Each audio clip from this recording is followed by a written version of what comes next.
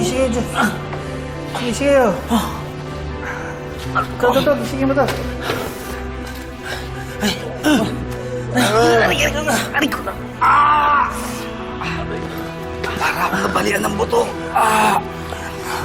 Para akong binubog ng 3 tao.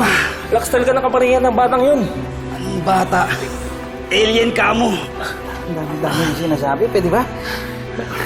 Check nyo nga. Baka may dala akong gamot dyan. Kung wala, bumili kayo. Dok, di ba ikaw nakakalam kung anong gamot yun? Ako ba naman yun? Sige na, kumilos na kayo.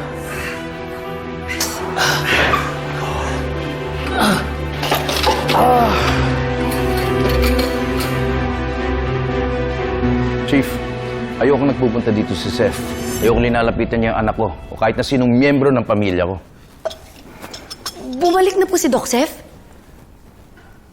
Bumalik? Kasi po, sir, last time po, nandito po siya eh. Kinulong pa nga po niya ako sa loob ng sasakyan.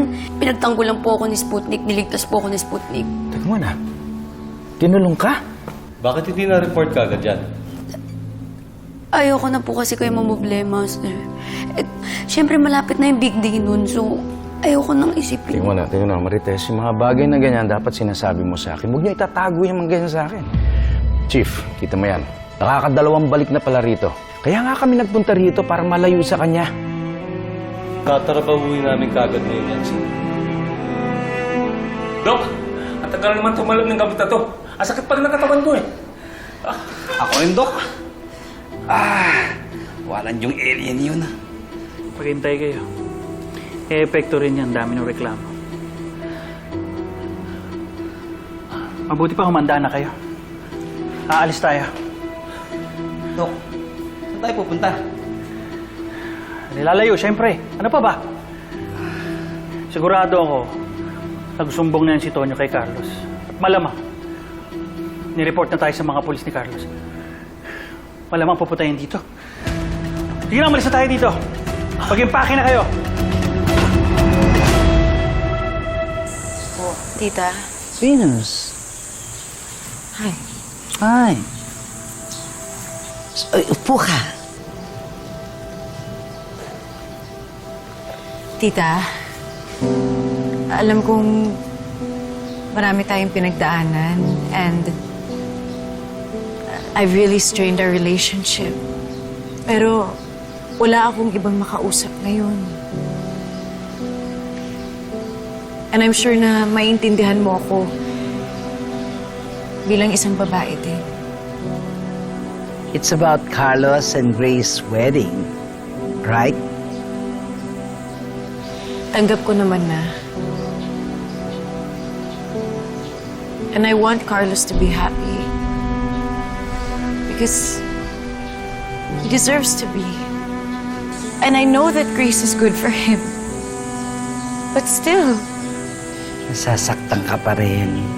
Well, Venus, wala ka na magagawa doon. Tanggapin mo lang yun. It's part of the process. Akapin mo ang pain. And eventually, lilipas din yun. but I want pain to stop.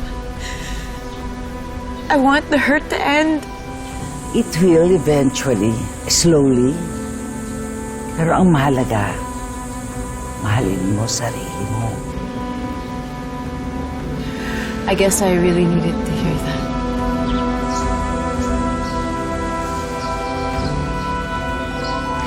Sorry, I'll just take this call. Excuse me. Belen? Nandito ako sa ospital. Sinugod ko na si Hailey. Nahimatay kasi kanina. What?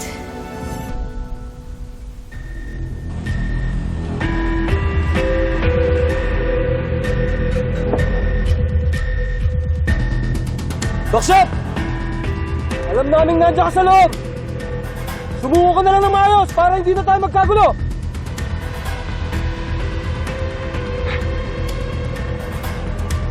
Let's move! Go, go, go!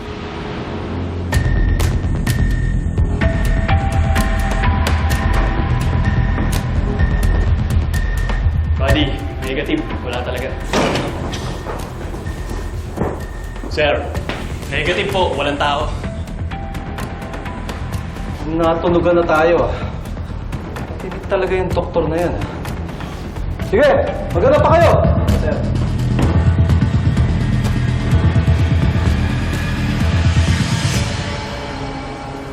Doc, dapat nagkotse na lang tayo. Ang hirap maglakad nito. Wala pa na impikto yung gamot. Kaya talaga hindi nag-iisip no? Nasundan nga kayo ni Tonyo sa bahay natin. Malamang kabisado na nun yung plaka tsaka yung kotse natin Di nasundan pa tayo ng mga pulis. Pwede ba ikaw? Tumahimik ka nga muna. Pinapainit mo lang ulo ni Doc eh. Doc, may alam akong lugar na pwede nating pagtaguan. Yan ang gusto ko yung nag-iisip. Hindi puro kayo reklamo ng reklamo. Sinalugog na namin ang buong property, sir, pero wala talaga. Don't worry, hindi kami titigil sa paghanap. Ay, Chip! Tama lang yan. Delikado yung tao na yon si Doc Sep. Naku, aaminin ko, sir, crush ko yun noon. Pero ngayon, I just wanna crush him. Basta magdoble ingat pa rin kayo lahat. We will continue working on this, ma'am. Yeah, salamat, Chief. Okay, ayokong masira ang mood natin dahil dito. Gusto ko mag-concentrate na lang tayo dun sa wedding namin ni Grace. Naubos na yung pasensya ko kay Sir. Sir, baka naman po lumayo na yun. Siyempre, takot yun. Saka, ang daming nakapatong na kaso sa kanya, no? Sana nga lumayo na siya at huwag na siyang bumalik. Sana patahimikin na niya kami. Ang gusto ko lang maging masaya si Doy at saka si Grace.